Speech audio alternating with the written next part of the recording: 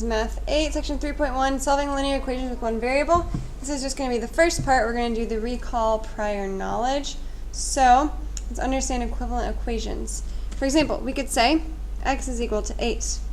We could also say x minus 2 is equal to 6. These two are equivalent equations because if you subtract 2 from x, it equals 6. Therefore, if 8 is x and we have 8 minus 2, that does equal 6. So these are equivalent. So both sides, or the solution to both equations is 8. Because in this equation, x is equal to 8. In this equation, x is also equal to 8. So equivalent equations, variable, which is, here is x, is equal to the same number. That's when you have an equivalent equation. Okay, let's try a quick check. 1, x plus 4 equals 10, and x minus 3 equals 3. Are these equivalent equations? Let's find out. Well, here, x is going to be equal to 10 minus 4, which is equal to 6. Here, x is going to be equal to 3 plus 3, which is 6.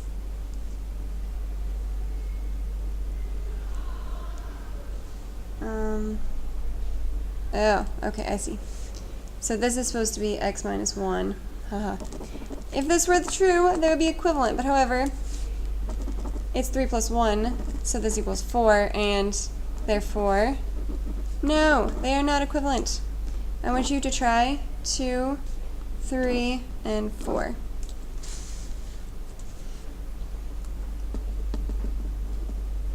Hello. Expressing the relationship between two quantities with a linear equation. Is this yours, Miss Hannah Glitter? Oh yes, thank you. Thank you much. I just got mail. So exciting. So expressing the relationship with two quantities with a linear equation. So a wall has a width of w feet and a length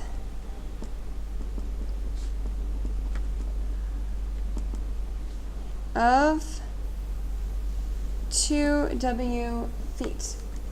So the perimeter of the wall, perimeter, remember, is the, like if this is the wall, the perimeter is how far it goes around it.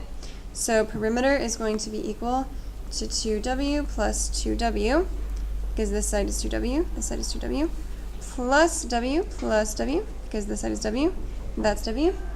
Hello. So here, this whole equation, we know is equal to 6w feet, because that is what the problem told us.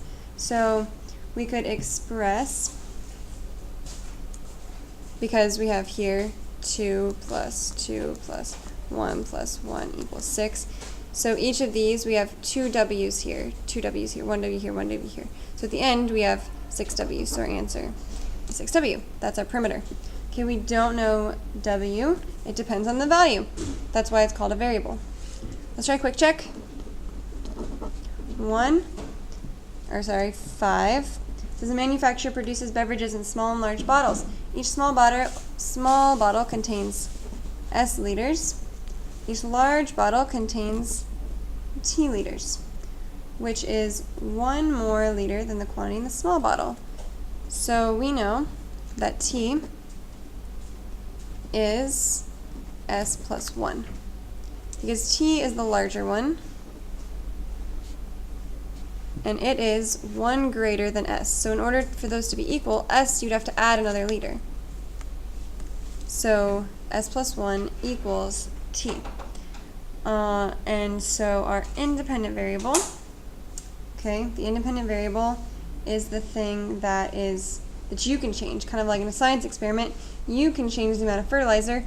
Well, here, you could change the amount of s, okay? Because t is going to depend on whatever s is, because s plus 1. So that's why t is dependent. So you choose what s is, and that will tell you what t is. So t depends on s. Okay, go ahead and try this again on 6, 7, and 8.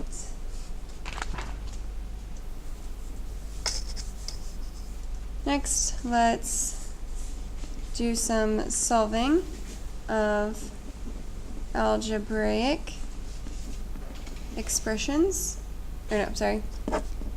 equations. To solve an equation, you isolate the variable on one side of the equation. So we want to isolate it, that means it's going to be all alone. Like if you were isolated in your room, you were all alone. So we want this variable to be all alone on one side. For example, if we're given the equation 4x plus 7 equals 3x plus 14, we want to isolate x. We want to put it on its own side. So let's move all the x's over to one side and all the just constants, those numbers, to the other side.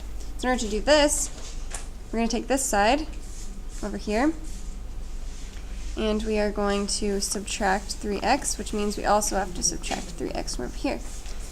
If we want to move 7 to this side, we are going to have to subtract 7 from here and subtract 7 from there. Therefore, total, we have 4x minus 3x on this side. And on this side, because the 7's cancel, on this side, the 3x and the 3x cancel, so we're left with 14 minus 7. This is equal to, okay, 4 minus 3 is 1, so we just get x. 14 minus 7 is 7, so we get 7. That's how we simplify. Let's try it with another one. Let's isolate the x. So 5x plus 3x minus 2 equals 50. Well, we can't isolate if this x is hidden in the parentheses, so let's expand. The 3 is multiplied times both. 3x minus, and then 3 times 2. Notice the minus carries. So the 3 times 2 is 6, and that equals 50. Now from this side, we already have our x's together. We don't need to do anything. We just want to move the 6 over, so to do that we can add it because it's negative, so those are going to cancel. Over here we'll add 6, and that equation becomes 5x plus 3x equals 50 plus 6. 5 plus 3 is 8, so we have 8x's total. Over here we will have 56 total. And we want to get rid of this 8 because remember we are isolating x. So we're going to divide it by 8 because those will cancel. Divide both sides by 8. And 56 divided by 8 is 7. So our answer here is 7.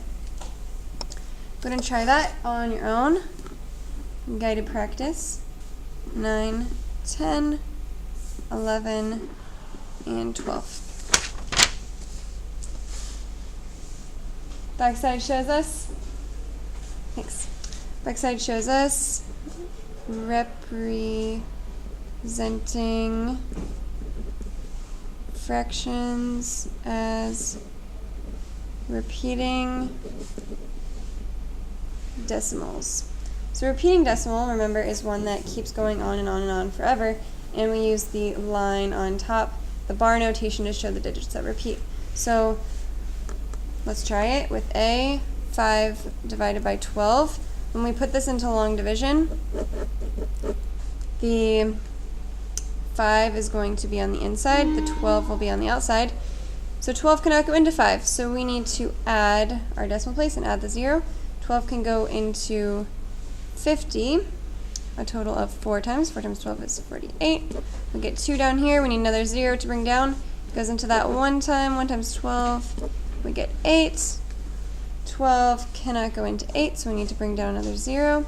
12 can go into 86 times, and then 6 times 12 is 72, so we get another 8. We have to bring down another 0, and again we get 6, so as you can see this 6 is going to repeat over and over.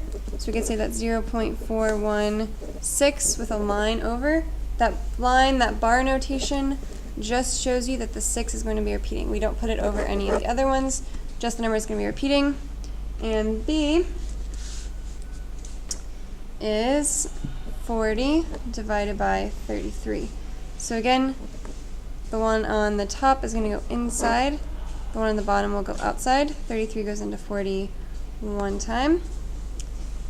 1 times 33, we get 7 remainder. Now we need to bring down another 0, so add your decimal places.